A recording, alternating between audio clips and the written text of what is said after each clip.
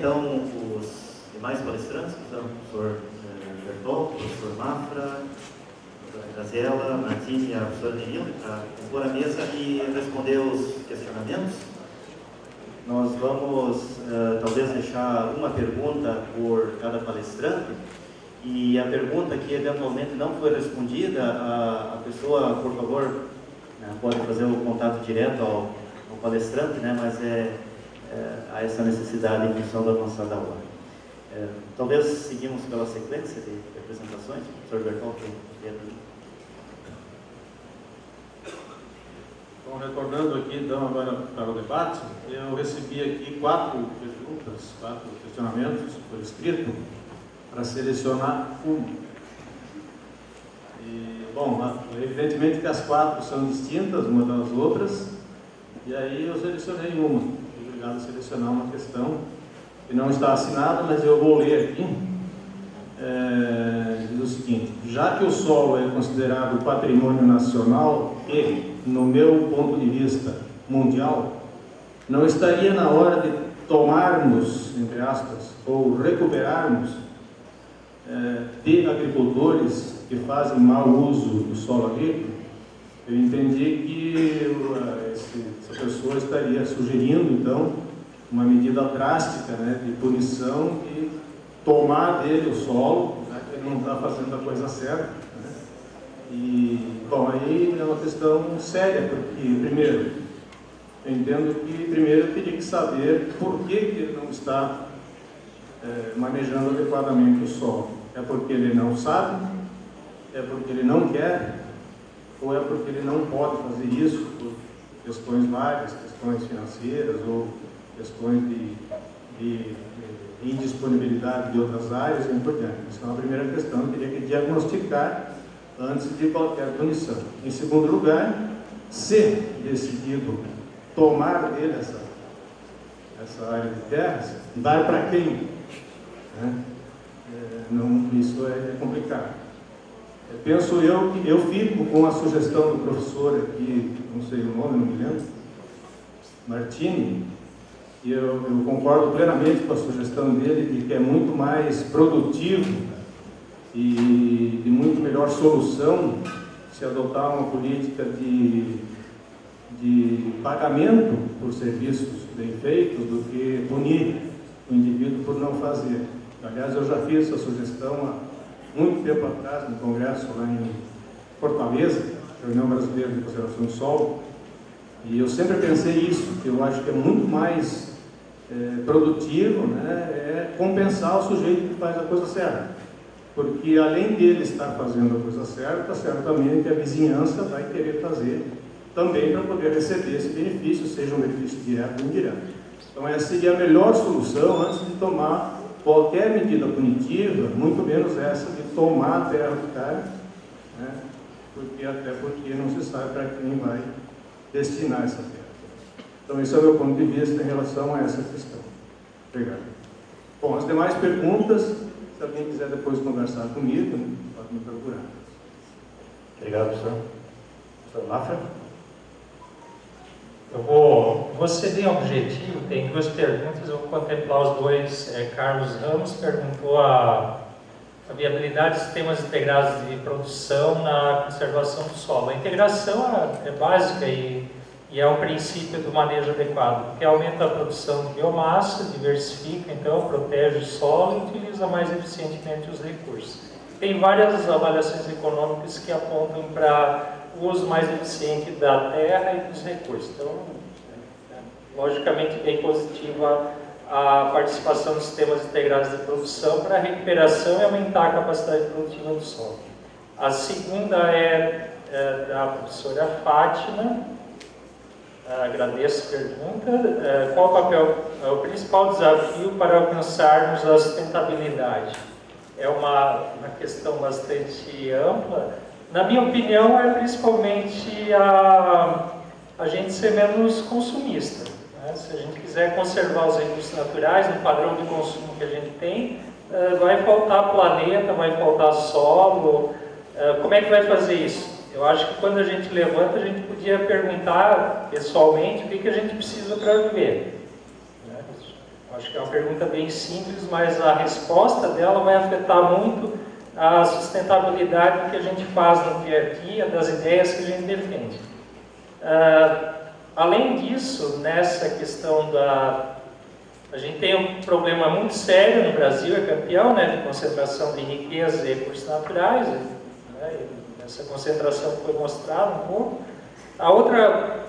Outro aspecto relacionado a esse, né, consumismo e concentração é que a gente também tem, né, uma dificuldade de selecionar os alimentos, a gente tem uma dieta que é complicada do ponto de vista de saúde, de impacto ambiental, e também nesse sentido eu imagino que a falta de diálogo, a gente trabalha muitas vezes no campo agrícola, mas a gente esquece que quem determina também o padrão de consumo dos alimentos é o consumidor. E a gente deve fazer um esforço conjunto de unir essas quem produz e quem consome. Muitas vezes quem consome determina aquilo que deve ser produzido e a qualidade disso, mas principalmente reduzir o desperdício nesse sentido, diminuir a quilometragem dos produtos, dos alimentos e ter uma dieta mais saudável. Obrigado. Doutora Graziela? Bom, eu recebi de 3 questões e eu escolhi uma que eu acho que é mais abrangente, do Renan, da Sescagem. Ele pergunta por que houve uma redução considerável da atenção do agricultor em relação ao manejo dos solos, visto que hoje existe uma tecnologia muito mais do que existia antigamente. Bom, eu acho que essa desatenção em relação ao manejo, eu acho que tem 2 vertentes bem distintas. Primeiro, como eu falei na palestra, o agricultor, com a implantação do sistema de plantio direto, ele viu nessa prática uma grande redução de perda de solo, o que ele não vê de perda de água, porque a água ele escoa e ele acaba não vendo. Mas o solo sim, ele viu redução. Então, se entendeu que essa prática ela era uma prática que iria conter o processo erosivo, então começou a retirada dos terraços e isso tem... não é de um dia para o outro que você vê esse efeito no manejo do solo. É ao longo do tempo e aí chega-se nas situações que a gente relatou aqui na palestra. Uma outra vertente que eu acho que é o apelo da própria indústria da mecanização, em que se constrói máquinas cada vez maiores para poder reduzir o tempo de plantio ou de colheita ou de aplicação dos insumos dos defensivos, inseticidas, herbicidas que é necessário para a condução da lavoura. Então, com esse aumento, com esse apelo e máquinas cada vez maiores, os terraços acabavam atrapalhando muito. E aí a retirada dos terraços muitas vezes vem em função disso. Hoje o agricultor, ele não adequa a máquina ao solo, e sim ele quer adequar o solo na máquina. Então é o que acontece aí, para ganhar tempo, ele não vê a outra ponta da cadeia, que é o que ele está perdendo com insumos, com semente e a degradação do solo que ele tem. E eu só queria fazer aqui, eu tive só uma pergunta aqui falando por que eu não citei dos processos, dos planos de governo que eu citei anteriormente, por que eu não citei a Emater e a Carpa. É que, na verdade, eu não falei em nenhum momento que era o IAPAR sozinho, eu falei o governo. E o governo é o nosso sistema, que é pesquisa e extensão, nós somos unidos, né, no governo do Estado. Então, claro, a Carpa da época e a Emater depois, sempre está em parceria, e inclusive num dos projetos que eu coloquei que estão em andamento hoje, que é o Plano de Seu Futuro, e o sistema de microbacias, ele é coordenado pela Emater. Ok. Obrigado, Graziela. Professor Martins, esse é bem objetivo. São duas perguntas muito simples. Posso responder as duas? O Carlos Eduardo pergunta: a APP exigida por lei é suficiente para adequar a proteção das águas de mínimo de 30 metros? 30 metros, eu acho que atenderia a maior parte da situação.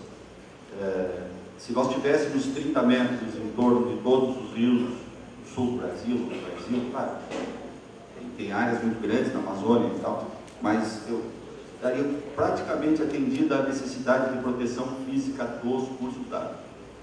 Proteção das margens do rio, sombreamento da água, manutenção da temperatura da água, então o ecossistema hídrico estaria bastante protegido.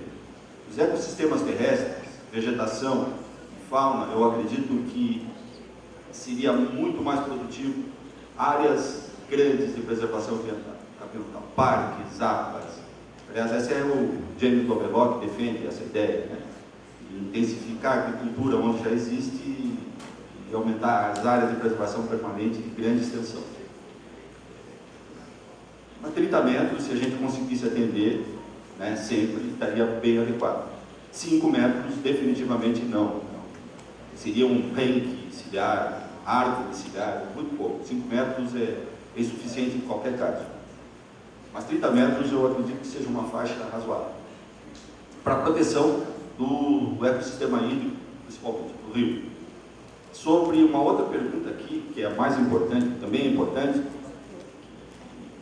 que diz respeito, pelo que eu entendi, que naquelas áreas, depois do Código Florestal de 2012, se aquelas áreas que respeitavam a lei, elas podem atender as áreas, ou seja, se ela tinha 30 metros, agora ele pode, na pequena propriedade, deixar só 5 metros.